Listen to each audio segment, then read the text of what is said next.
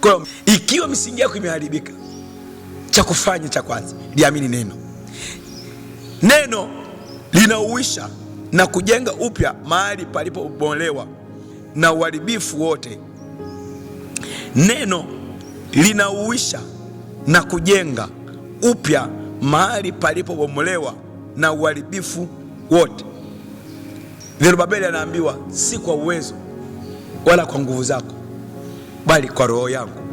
Ukisoma kitabu kile cha Zekaria 4:6, si kwa uwezo wala kwa nguvu zako. Kwa hiyo hili neno kazi yake kubwa, linauisha. Roho ya Mungu inapokuja kwenye maisha ya mtu kupitia neno, linauisha.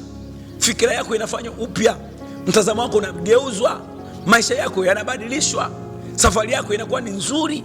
Liamini li neno, mtu wa Mungu. Neno linakamilisha yote yaliyokuwa hayajakamilika. Ukisoma kitabu cha Yohana sura ya 1, anasema kwamba pasipo huyo neno hakuna kilichofanyika. Pasipo neno la Mungu hakuna kinachoweza kufanyika. Je, unataka ushindi wa namna gani? Unataka kuonekanaje? Unataka Mungu aonekanaje kwenye maisha yako? Kwa ukubwa gani? Unataka kukamilisha nini? Kuna watu wanaanguka wengi kwa sababu hawalitumii neno kukamilisha mambo yao. Lakini Biblia inatuambia kwamba kama neno lisingekuwepo, hata uumbaji usingekuwepo. Maana yake hata wewe usingekuwepo, hata mimi nisingekuwepo. Kwa sababu kupitia kusema, Mungu aliposema liwe anga, anga likawepo. Akasema na tumfanye mtu, ni neno lilitokea. Mungu tu hakufanya kibubububu, yani tu kibubububu tu. Hakufanya hivyo. Mungu alitumia neno kuumba. Hata wewe leo ukitamani kujenga misingi yako iliyoharibika, kujenga nyumba yako iliyoharibika, kujenga mahali pako palipoharibika, inawezekana ni mahali pa kimaadili, inawezekana ni mahali pa kimitazamo, inawezekana ni mahali pa kazi yako, inawezekana ni mahali pa kibali chako, inawezekana ni mahali ambapo pa familia yako pameharibika. Hauna ushirika na ndugu zako, hauna ushirika na wenzako, hauna ushirika na jamaa zako. Wewe umekuwa ni peke yako tu. Litumie neno la Mungu likuuishe. Kuna wakati watu wengi wanatembea wakiwa wamekufa, mitazamo imekufa, maono yamekufa, mawazo yamekufa. Litumie neno likuuishe. Litumie hili neno likujenge. Litumie hili neno, maana kama pasipo neno hatuwezi kufanikiwa. Unaweza kuwa na sifa kufanya biashara, lakini kama una neno linalokuongoza kwenye biashara, hauwezi kutoboa. Kama ukakosa neno la Mungu, hata kama wewe ni mtu wa kufanikiwa sana, ukilikosa hili neno hauwezi kutoboa. Kwa sababu neno litakujenga upya. Neno litakufanya kuwa na nguvu. Neno litakufanya kuwa imara. Neno la Mungu litakufanya wewe kuwa wa thamani. Kwa nini? Kwa sababu ni neno lililo safi. Akilipata mtu ambaye kwamba misingi yake imeharibika, inawezekana kwa sababu ya tabia. Wewe umekuwa ukitembea na wanaume wa watu, wewe umekuwa ukitembea na wanawake wa watu, wewe umekuwa ukitafuta mimi shangazi, wewe umetafuta mimi baba, umetafuta vidogodogo, umekuwa ni mtu unayezini na uasherati. Mpaka wakati mwingine shetani anashangaa, hasema mbona wewe unafanya zaidi ya mimi ninapofanya? Hivi gani anatoka navyo wapi? Ukitamani kubadilisha maisha yako, ukitamani kuijenga misingi mpya ya maisha yako, wewe ambaye ulikuwa unajiuza, wewe ambaye umekuwa ukifanya mambo ya ajabu, wewe ambaye umekuwa ukitapeli watu, wewe ambaye umekuwa ukiwaza mambo mabaya tu, wewe ambaye umeua, umetoa mimba, ukitamani kujengwa upya, nafasi ipo ya kulitumia neno. Liamini neno. Ukiliamini neno hilo litakufanya kuwa bora, litakugeuza. Inawezekana umeteseka na vidonda vya tumbo, inawezekana umeteseka na magonjwa ya mwilini mwako, umeteswa na pumu, umeteswa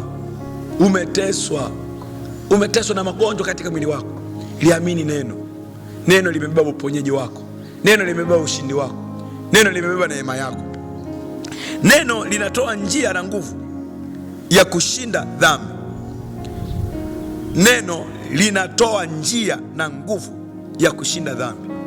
Kuna mtu mwingine anakuambia, mchungaji, mimi natamani sana kuacha dhambi, lakini siwezi. Mchungaji, mimi natamani sana kuwa mtumishi mzuri wa Mungu, lakini siwezi. Nimekuwa ni mtu ambaye kila nikijitahidi siwezi. Nikwambie, liweke neno la Mungu moyoni mwako. Kushinda dhambi inawezekana. Kushinda uovu inawezekana. Kutembea na Mungu inawezekana. Inawezekana kabisa. Wewe haujafanya dhambi kumzidi Daudi. Wewe haujafanya dhambi kumzidi Suleimani. Wewe haujafanya dhambi kumzidi Paulo. Wewe haujafanya dhambi kiwango ambacho kwamba kinamzidi Kaaba, Rahabu. Haujafanya dhambi. Hujafanya dhambi bado wewe. Kwa nini? Kwa sababu kwamba maisha ulionayo, kuna watu waliwahi kuishi. Tabia ulizonazo, kuna watu waliwahi kuwa na tabia hizo. Sodoma na Gomora zilikuwa na watu wenye tabia kama ulizonazo wewe. Lakini katikati yake kuna mtu mmoja alikuwa anaitwa Lutu, alikuwa pale. Bila shaka nikwambia kwamba kupitia neno linatoa njia na nguvu ya kushinda dhambi. Maana kwamba kuna watu wanashindwa kutoka kwenye dhambi kwa sababu hawana njia. Kuna watu wanashindwa kutoka kwenye dhambi kwa sababu hawana nguvu. Ni kweli anaweza kaona njia ya kutoka. Kwa nini? Kwa sababu Mungu wa dunia anapomkamata mtu, si rahisi kuacha hivyo hivyo.